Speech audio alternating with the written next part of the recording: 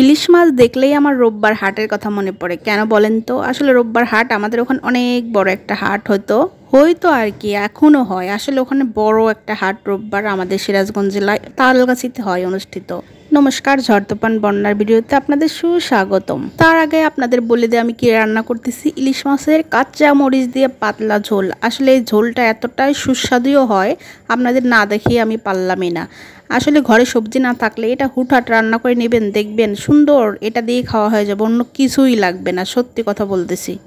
অবশ্যই সবার ক্ষেত্রে নাও হইতে পারে, যারা আমরা ইলিশ লাভার আছি তাদের জন্য এটা স্পেশাল রান্না। কালো জিরা কাঁচামরিচ জাস্ট আর কথাই হবে না। এটা রান্না করলে কি যে টেস্টি লাগে। আমি সেই জন্য রান্নাটা করে নিচ্ছি ঝটপট, যেহেতু অন্য কিছু বেশি কিছু আয়োজন করব না, সিম্পলের ভিতরে এটার আয়োজন করে নেবো। আমি আসলে মশলাটা রেডি করে নিচ্ছি। হলুদ, আসলে জিরা গুঁড়া, লবণ আর ধনিয়া গুঁড়া দিয়েছি, একটু সামান্য একটু গুঁড়া মরিচের গুঁড়া, অল্প ঝাল, যেহেতু কাঁচামরিচ দিব। অবশ্যই আমার রান্নাটা দেখেন, এইভাবে রান্না করে যদি খান আর কিছুই লাগবে না মনে হয় আমার। আসলে এখন মাছের তো অতটা টেস্ট নাই। আগে যে মাছগুলো ছিল আসলে যেভাবে রান্না করা যাইতো মানে মুখে লেগে থাকতো আর কি, অনেকটা আগের কথা বলতেছি। এখন তো আসলে ফ্রিজে রেখে রেখে মাছগুলো রান্না করে খেয়ে অতটা স্বাদ পাওয়া যায় না। আর আগে তো ফ্রেশ ফ্রেশ আসলে মাছগুলো পাওয়া যাইতো, অনেক ভালো লাগতো। এই যে আমি কালো জিরে দিচ্ছি, আর আসলে এটা কালো জিরা স্পেশাল হিট, কালো জিরাটা বেশি দিলাম। আর এই যে কাঁচামরিচ, এটার তো ভাই যে দাম বাড়ছে, মানে সোয়াগে আল্লাদে আটখানা হয়ে গেছে।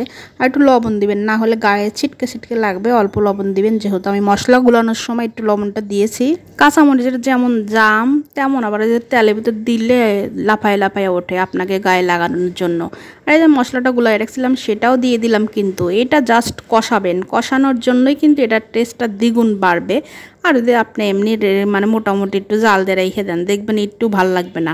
কিন্তু জালটাই কিন্তু এটাকে সঠিকভাবে বেশি জাল দিতে হবে, ভালো করে বলকায় বলকায় জালটা দিতে হবে, তাহলে কিন্তু রান্নার টেস্টটা আসলে অরিজিনাল পাবেন। আচ্ছা, কাটা বেশি দেখে ছেলেপেলেকে খাওয়া মহা মুসিবত। আমি এই যে মাছটা রান্না করলাম, ছেলেকে বাইসে খাওয়াতে হলে আমার অনেকটা কষ্ট হয়ে যাবে।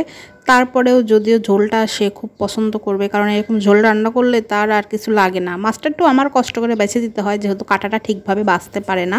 কি আর করব বলেন।